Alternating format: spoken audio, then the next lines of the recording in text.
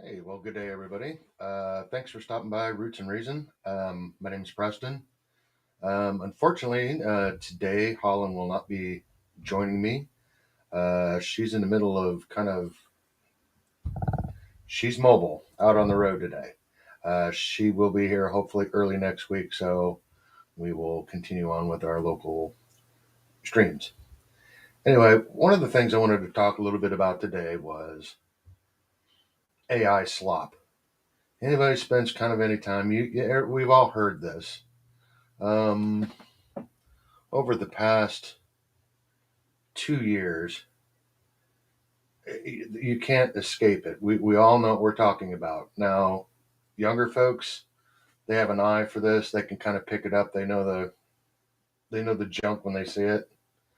Um, Unfortunately, older people on Facebook, I watched an entire thing of just older people who fall for just the insanity of it. But anyway, we're gonna look at a little bit of that, and it's not just about the slop where it's kind of, in my opinion, it's affecting everything from our art. It's kind of ruining the online world in some degree, or it's at least poisoning it or kind of contaminating it. It's like this disgusting contagion.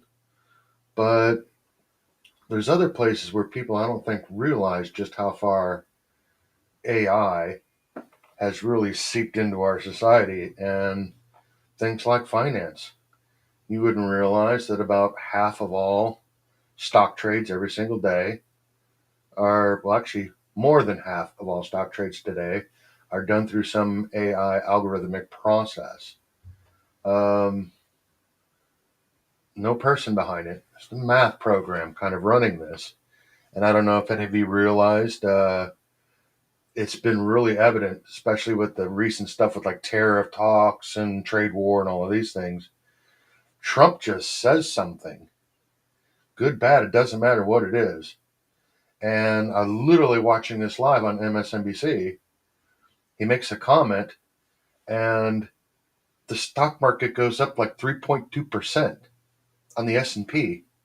And you're talking trillions of dollars here. Trillion here, trillion there. Pretty soon it's real money, right? I mean, trillions with a T. We can't even fathom that number. And it goes up over 3%.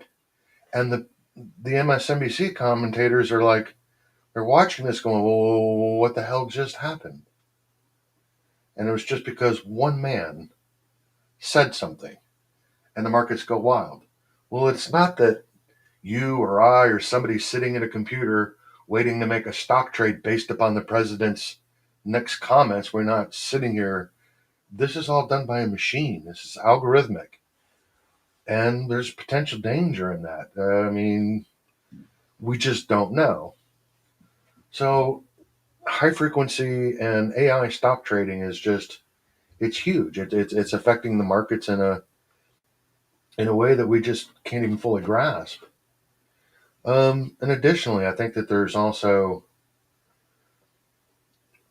the fear that everything that we see on Hollywood is AI has this singularity moment where it gains consciousness, and all of a sudden the Terminator is born, and it's the robots and the laser guns, and this is going to be our demise of things. And maybe that happens someday, maybe not. I mean, I don't know. I think the difficult time is between now and then. It's the sea of shit that we've got to swim through with just crap on the internet. Now, we know that it's affecting stock markets, but also this is affecting things like employment. Now, the people in the MAGA movement, they're all in favor of, Trump bringing back manufacturing jobs and stuff like that. And I've mentioned before, manufacturing is actually up quite a bit in the United States ever since the post-pandemic, the virus of unnamed origin. Um, but we're watching actual sectors of employment slowly just getting kind of bought out or infiltrated or whatever word you wish to use in it with AI. And I can think of, we're all familiar with like the people that are asking for minimum wage increases. So what was Walmart's thing? Well, we'll turn it all into an automated robotic thing. There's like one person that runs around the Walmart and it's feeding the buns and the patties to the machines, and the machines do everything for you. Okay, we all seen that, but it's much more than that. You're watching, and now I have personal experience in this in the call center industry. I've done everything from answer a phone to actually run an entire call center. Uh, Manage the bodies and workforce management and times and scheduling, and it's an enormous endeavor. And at first, American companies started outsourcing it. Said, oh, those $12 an hour American workers, the mostly women, by the way, this way over heavy on women's jobs. People of modest educational means that were able to do like work at home stuff or even go into call centers and make a reasonable salary anywhere between $12 to $16 an hour is ballparkish, and do these types of jobs. In the upper echelon to that, you might find something like airline jobs or something that's people put time in, or that might be up there in the $20 range. So we're not talking exactly huge, high volume, expensive jobs. Well, sadly, there's a bunch of sad American companies who said, no, let's outsource this anywhere. It's just we can't afford to pay $12 an hour. It's too expensive, which is a gut punch in itself. I mean, what company can't get by with using $12 an hour employees? Apparently, quite a few. So they've outsourced, but now it's like outsourcing isn't even enough. They're going to go through an AI revolution in call centers. And this includes those calls you're going to get on your phone in the middle of the night of some AI bot going to ask you, hey, did you get your file for your Medicare or Schedule D card? Have you considered getting an extended warranty on your car? All the memes out there, the jokes of it all. But it's happening. And there's a lot of people that are behind it. They want this. It's like, okay, it's not bad enough that we already threw American workers under the bridge and we have to say, well, we have to do that just in order to stay competitive. There's an argument to be made there, and that should be had. But then to say that even someone like that's in the Philippines or Malaysia or China, wherever, India, doesn't matter. We're gonna replace them with AI because AI is even cheaper. Well, there you go. AI bots are going to all of a sudden take over things like call center industries and customer service type jobs, and it's happening. I've seen it with my very own eyes, and I still know people in the industry, and they celebrate this stuff. I mean, can't you wait as an American? Aren't you just so excited? Do you feel really good? Don't you want to whip out your wallet and hand over money to people that have said not only are you less than a Manila worker, but the Manila worker doesn't even qualify for AI. It's the cheapest possible way. That's the next step, and that's what's happening now. It's not going to be long before, and we've already seen this actually in academics, that there are people who are plagiarizing and getting their entire way through college, everything from law school, medicine. I mean, we're not talking just, you know, knock off liberal arts degrees and just some general undergrad stuff and get you out the door to go, with a minimum business degree to work at, the dollar store as some kind of a regional manager or something. No, we're watching people actually plagiarize. AIs getting into things like creating false court cases and citing things that don't even exist. This is happening. It's happening right now. And it's like we literally have to check the AI just for not fabricating a world that's not even true. And the fact that it's done reasonably articulately, or with some articulation, that people are not even sure anymore. So the next time you're at the dentist, or you're having an outpatient procedure, maybe you're getting a biopsy there someday, it's like, Well, hopefully that's done by someone who didn't really cheat their way through medical school by sitting there with their phone through the whole thing, just Googling the answers, because that's happening right now. I'll show you now. And it's not long. I mean, are you in business or marketing? Your job's going to get outsourced to AI. I mean, all you have to do is let's face it, the ultimate result of everything is somehow, in some way, is going to be AI. So let's actually kind of get through that. Let's actually look for some stuff instead of just listening to me over here gab and chat, and let's talk about a few things. Let's go and start and look at AI slop. You've heard it. There's a ton of stuff here, and people are just kind of getting sick at it. And let's just real quick, let's go look at some images of this. And I mean, there you go. This is the kind of stuff that you run across. And a lot of this stuff is all very obvious. You know, you can laugh at the stuff that's pretty obvious. When it starts getting tough is when it's all of a sudden it's no longer obvious. One of the biggest mistakes you'll hear people mention is like AI can't seem to get fingers right. It wants to put like thumbs on the same size every time, and there's some key things to be able to tell. But this is today. It will be getting better. And I mean, we saw this back, especially during like when the Hurricane Helene hit. This particular one right here, this was AI slop. And this is the kind of stuff that you see, and people fell for it. I fell for it. And it's like, okay, that looks pretty legit. Okay, well, now here's some of the slop over here. It's like, okay, obviously the dog. All right. But we can kind of see that it's a real thing. And as we can see, this was what took place during Helene. Again, like I said, I fell for this one. Obviously, here we go. So this is essentially the AI slop that I'm talking about. And again, there's a lot of it out there. Let's, take a look at some of these. There you go. You kind of joke about this. Here's Jesus with the flying shrimp. And okay, some of this stuff that's obvious, you can get a kind of a chuckle and a laugh at. It's silly, but some of it gets to blur the line of what is real and what is not. So, this is what the visual stuff is. And the other question, too, is how many artists out there are getting plagiarized? Because AI is basically scrubbing the work of people, and it's basing a lot of these images off of mathematically distorted views of actual human created art. Now, you can say, well, it's out there, it's in the common space, it's free game. Okay, fair enough.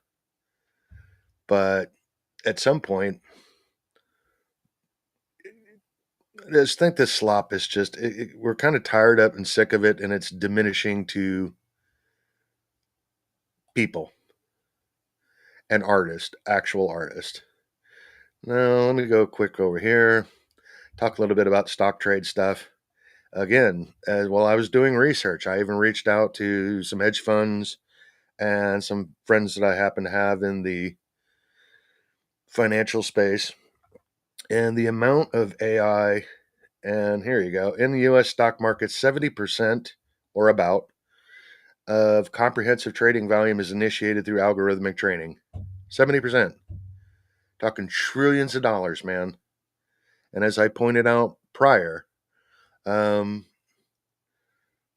the danger of this, of letting the machines actually be able to do this, is because of the speed at which these, and we're talking thousands of transactions every minute, um, the speed at which these transactions are taking place, all it takes is Trump to say one stupid thing. And come on, guys, we all know if there's anybody out there that's capable of saying something dumb or hyperbolic or, just off the deep end, it's Trump, for Pete's sakes. And all of a sudden you watch the entire markets just either sky to the moon, just shoot up like a bottle rocket, or all of a sudden come crashing down. And it's just, that's the reality of where it is. And this Forbes article is actually pretty interesting. It was humans versus AI in the stock market, worst trade ever made. And it goes into it kind of deeply, but it makes a really interesting arguments of, the days that we all remember watching stuff like the movie Wall Street with Charlie Sheen, and your visions of it, or, what was it, Trading Places with Dan Aykroyd and Eddie Murphy. Your vision of it are these peoples in the pits arguing over the price of pork bellies or frozen orange juice concentrate. And they're screaming and they're holding up their tickets. I buy at this and I sell at that. That's gone, man. It's all in a machine. All you're going to look at is a computer server with a couple of lights whizzing away quietly, and it's happening thousands, millions of times a minute. And to continue on, this was another interesting one from CISA.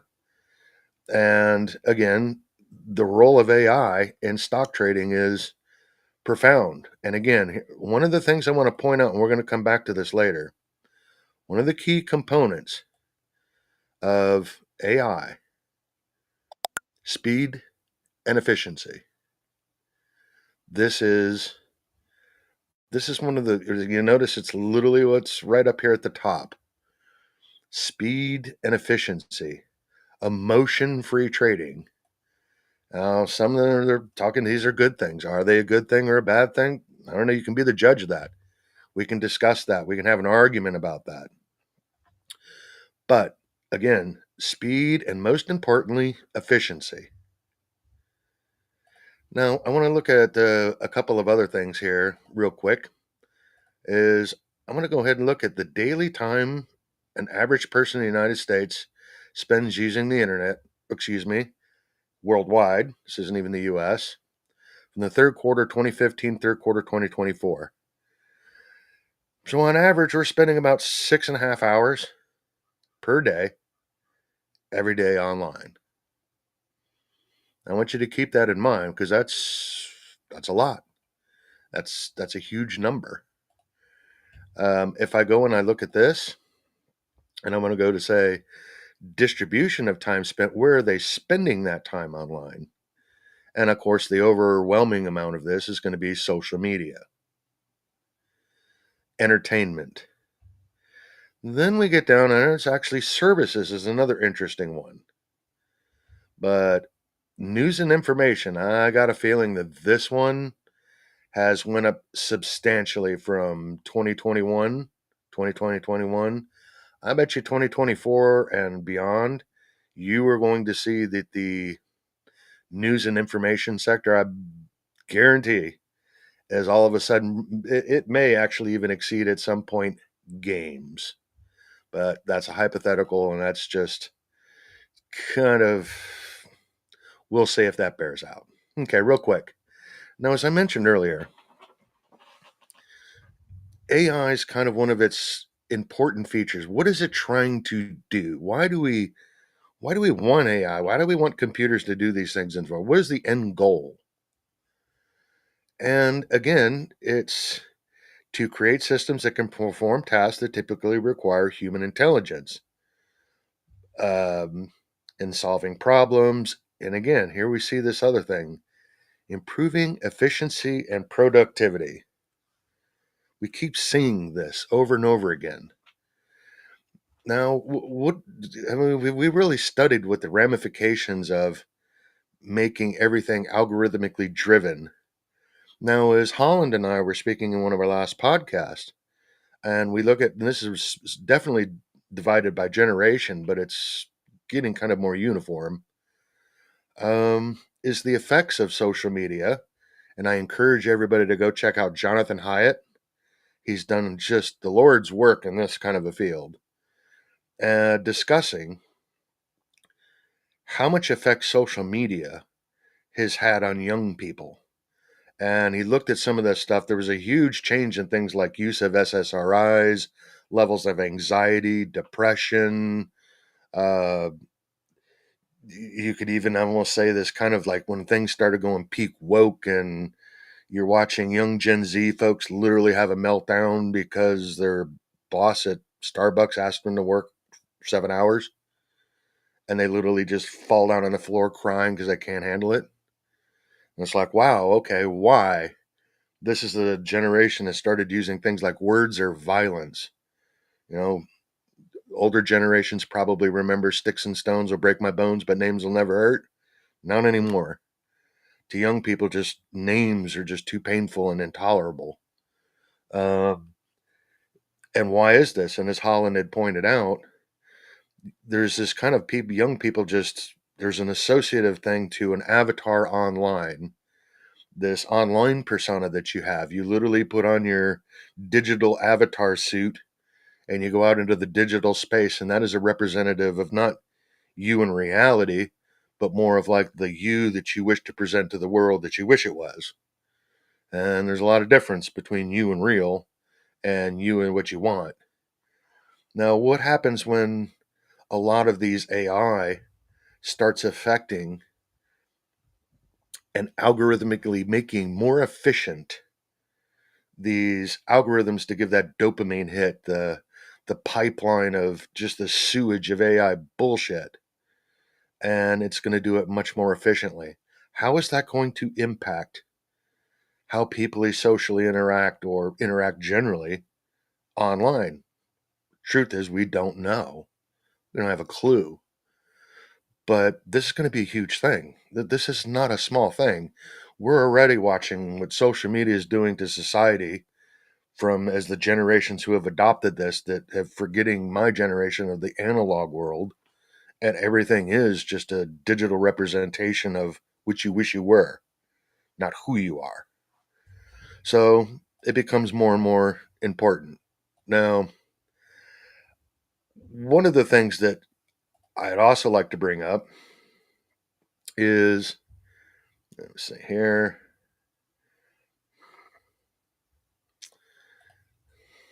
Share this tab. Okay, one of the other things I'd also like to point out, and I've had this kind of discussion with a number of friends in a variety of fields. Um, is it affecting the social capability of people or the cognitive ability? There's a thing called the Dunbar's number. And the Dunbar's number, what this basically is it says evolutionary scientists. It's a hypothesis or theory that basically states that part of the reason for human development to become humans from apes or, you know, earlier versions of hominids was in part due to just the increase in brain size. And one of the reasons they are pointing to brain size was, and we're not sure is this a precursor to it or a result of it. So one of those kind of a things that's still being discussed. Um, and it talks about the amount of gray matter you have allows the number I always heard was roughly about 150. Basic rule of thumb, average person, you average it out, have about 150 people that they know in social circles, friends, family, acquaintances, and things. You'll have like a social sphere of people that starts tapping out around 150. It could be more for some people, less for others. But the point is, there's this kind of limit to the human mind of being able to remember faces, voices, smells, conversations, personality traits, little things to trigger us, how to react to different people, and what our relationships with are in these groups of people. And that's called the Dunbar's number. Now, let me go ahead and pull that up here. Let's see here. The Dunbar's number, and as a matter of fact, one I was just reading here, and I will get that put out. But there's a lot of discussion about this, or at least there was. I don't know if it's still going on, but you can kind of, it was done by Robin Dunbar. And again, this is basically stating that there is a correlation, at least, between human cognitive ability and brain size through an evolutionary process towards social contacts, be it tribe size, and they go and point out things like military units all of a sudden tend to fit into these numbers. In fact, I think in Britain, their government at one time said no department can be over like 150. Again, there's been a good bit of weight on this, although there's been also been a lot of pushback towards this. Now, one of the things that I thought was interesting is going back to this one is I'm starting to reading this, and this is becoming an issue over time. Um, yes, research suggests that reasoning abilities and cognitive skills in some areas may be declining in some individuals, particularly among younger generations. The decline is often attributed to factors like decreased reading habits, reliance on AI for cognitive tasks, and the influence of social media and technology on thinking patterns.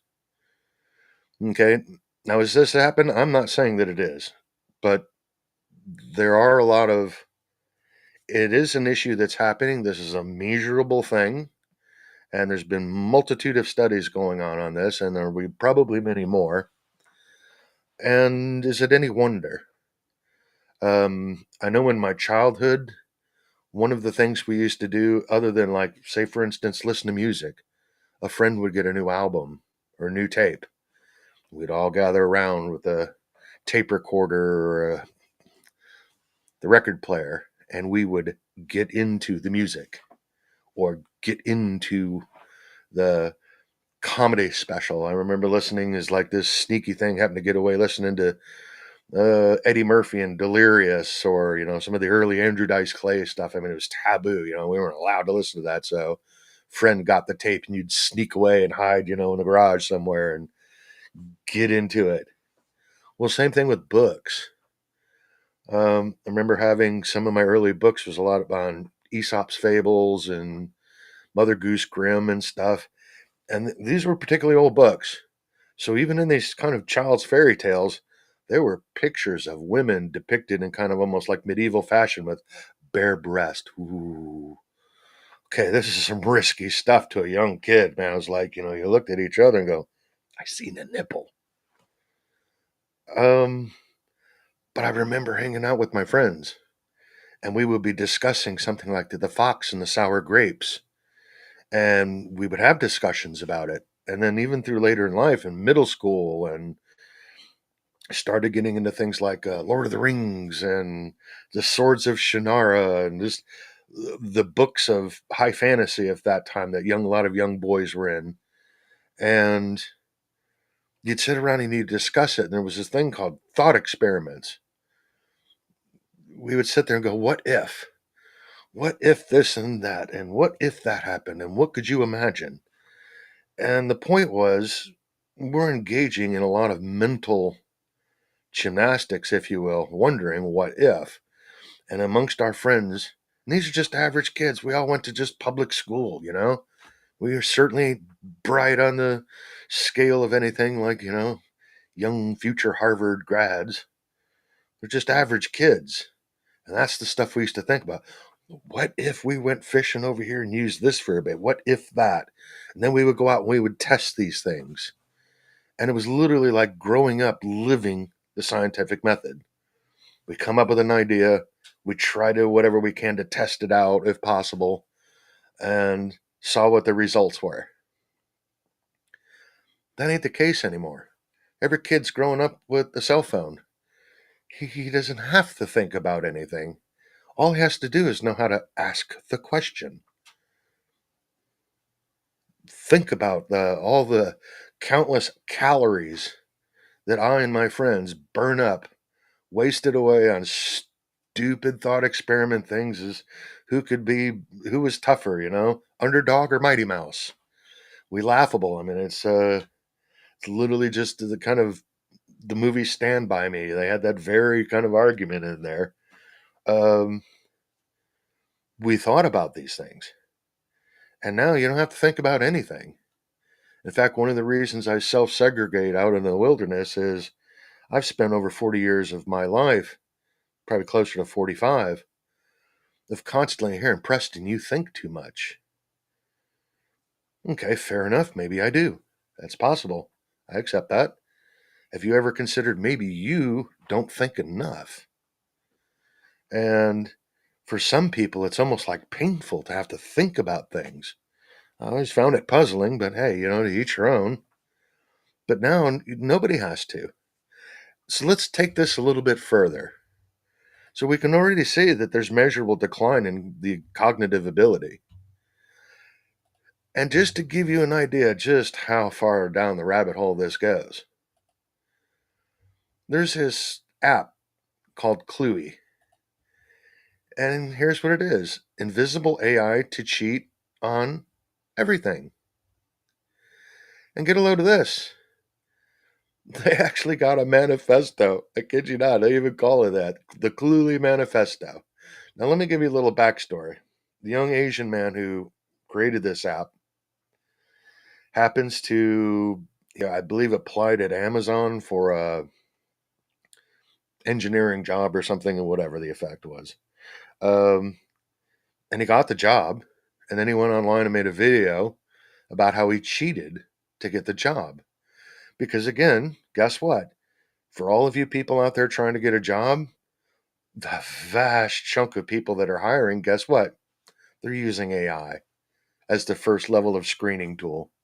So unless you put in the right keywords, unless you lie, filling it in with a bunch of bullshit and stupid freaking PR buzzwords of, oh, no, but think of this, blah, blah, blah, all that just crap, you ain't getting a job. Are you someone as old as I am? You definitely ain't get a job in this environment. You can kiss your ass goodbye, pal. You are screwed. You ain't ever going to see employment, man. Hopefully, you might be able to make it long enough to end up on pills and be able to get on disability or something. But most of you people aren't even going to get a job unless it's at the dollar store running a cash register. Companies are already wanting to run AI. They don't need people like me. We're disposable. And to prove that, this young kid did this. Here's the end result of it. The whole point of his thing here is, and he goes and he says it on his video, is if everybody's cheating, then nobody is. It becomes the norm. Okay, well, you could just say that this is a one-off thing. He's got venture capital backing it to the tune of millions of dollars. Guess what? Those little Google glasses? And he goes through the whole video of him actually going through. Get a load of this. It's not just cheating on a test to get a job. He's cheating or lying to get a date. Because apparently he has such poor, shitty social skills. He doesn't even know how to communicate with his fellow human being. He sees a girl and he's thinking, oh, girl, I'm a guy. Something in my mind and my nethers twitches when I see a cute girl and I should want to be with her, but I don't know the words. Okay, guys throughout history, we awkward, we make things, and we approach women, we ask them out for coffee, we get shot down. Story of the life as a guy. Not anymore. You can put on your Google glasses and you can have the AI screen tell you all the things what to tell this girl. And hope you don't get caught. And if you do get caught, it'll tell you, okay, well, you got caught. Here's what you say to get out of it. And it's literally just, it's mind boggling. This is a real thing. This is just one. There's many others that are like this. This isn't about just even doing something for employment. Take the short way. Think of that, what they're actually trying to put out there. This is the future, folks. This is what's right around the corner for us. Sales calls. There you go. Who needs a marketing manager? Screw them. We got AI. I could go get some college kids, slap on some glasses, and put them on a phone, and I don't care what salary you make. How much schooling did you? Oh, you got an MBA in that, huh? Screw you. It's worthless. I could program a intern to go do this shit for you now. You're useless. And that's kind of one of the points that I'm trying to get here is, what is the end result of all of this? What do people do? What happens when between robots and AI, that it's basically running 85, 90, 95% of all the functions in society. It's making manufacturing the little widgets that we all need, TV screens and cell phones. It answers the phone. It calls out to customers. It's your marketing plan. Heck, it could run the company for you. There's already AI that is creating its own language to speak to other AI language models. Listen to that. AI is creating its own language, or has created, in several cases, its own language that we have yet to really fully decipher. It might as well be whales clicking in the ocean. What the hell is that? Because AI can do it much more efficiently. And this AI model comes across this AI model and realizes there's a difference. Oh, you're a different model. And they let's develop a language together that makes all this clunky English or Chinese or Spanish. It's too clumsy. Let's create a language, binary, if you will, that's more efficient. Humans don't need to know about it. In fact, there are things taking place in AI changes of itself or it's self programming. Again, we don't even need computer developers anymore. Eventually, there's already AI writing its own code. So why wouldn't AI write the code for a video game? We're watching people go on strike for like voice actors. Why do you need them? AI can mimic a voice, give it a clip, let it go online to the billions of hours of video that's out there, let it learn it. Don't need people anymore. And that's kind of maybe the whole rant that I'm giving here today is there's this dehumanization that affect. Will there be benefits to humanity? Absolutely. But it becomes at what cost? At how much of this is also dehumanizing? You don't have to think. You can just rely on a computer. All you have to do is know how to search. So basically, you only need about third grade English. AI can figure it out what you mean. You don't even have to use good grammar. AI will figure it out. Doesn't matter if you're a vice president in operations or marketing or sales. Doesn't matter if you're getting to be a doctor or a lawyer. AI is going to be pervasive in that. And don't you feel good as a human being that if you ever get sick, you can always just lean in on your AI? How well does it know it? Let me put every intimate detail of my life. Let's slap it out there and hope the machine can figure it out. Maybe it can. And it might do a better job than even a person because it's not biased by any kind of emotions. Rather, the virus of unknown origin is real or not, or ivermectin is a good treatment, or hydrochloroquine, or whatever. It doesn't care. It's going to just look at the raw data and say, well, this is better than that. Okay, sure, there's a benefit to that. But again, at what cost? We watch our entertainment go to shit, slop. They can't tell it from real. When's the last time you went to a movie and truly felt something amazing about the movie? Just went, that was unbelievable. Looking back recently, we think of movies like Alien that were a big deal, or Lawrence of Arabia, Gone with the Wind, epics, Casablanca, even in recent time, Jaws. Uh, and there are recent stuff, but think of the mountain of slop of just AI. Look at all like the Marvels and the superhero movies. This is AI generated CGI slop for perpetually immature men and boys that just refuse to grow up. They get dazzled by glitzy lights and, you know, no substance there. There's no profound meaning or nothing you're given a great deal of thought about. Wow, that was a moving kind of experience. You know, is it literally like watching, Sidney Poitier and, was it The Heat of the Night in the original one? There was a message or something going there, or there's a good many movies that we could certainly name on this, but the numbers are very small compared to the slop that's out there, and it's getting worse. We already let the finance being mostly managed by AI that is just triggered anytime that one person, one person makes a comment. It could wipe out trillions of dollars. It could be your house and your savings in your 401k, which is lumped in some kind of a S&P 500 ETF fund, that all of a sudden you wake up tomorrow and it dropped 25%. 1/4 of everything you ever put in your investment gone because of something one person said. That's a real possibility, and it's happened before. It'll happen again, and it's only getting worse. And again, we see that AI is supposed to be improving the efficiency. The efficiency is, though, to what goal? At what point do we lose our humanity, our ability to think, feel, interact with each other, and we surrender ourselves to a digital space, an artificial thing that thinks for us? I mean, at what point does it get to the point where there's an AI app for my bidet so I can get my ass wiped by a button on my phone? I mean, at what point? I mean, it's almost a joke, the meme thing, like the Minion stuff of fat people driving around in their little hover chairs, or almost like the Matrix. As they get plugged into the Matrix, you just plug yourself into the wall at night, and that's it. You're just a lump of flesh, you know? What do they feed you with an IV? What is the end goal of all of this?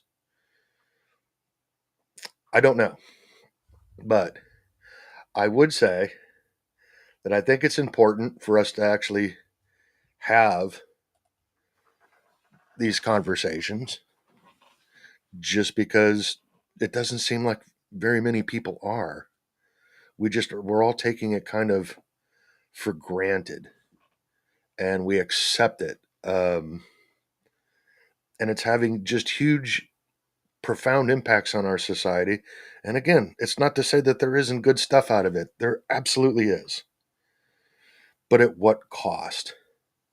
And like I said, before we had to worry about the Terminators showing up and gunning down all of those parasitic people on planet Earth, between the time that ever arrives, if it ever does, we'll probably, do ourselves in.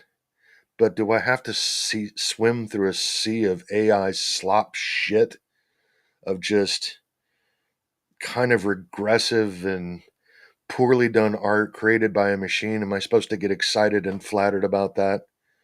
Especially when a lot of the coding and things taking place now aren't even done by people. AI codes itself.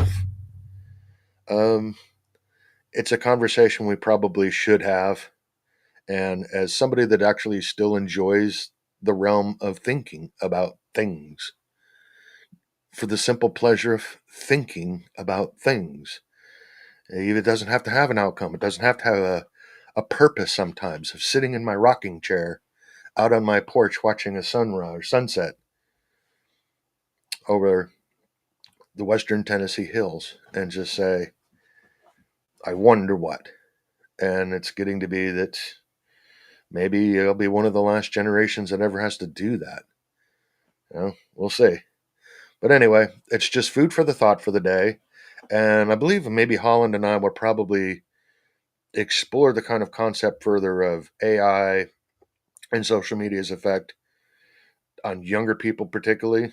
She'll probably have a lot more to add than I will. But anyway, thank you for showing up this Saturday. I hope you guys have a great rest of your weekend, and take care, all. Peace, love, and chick grease.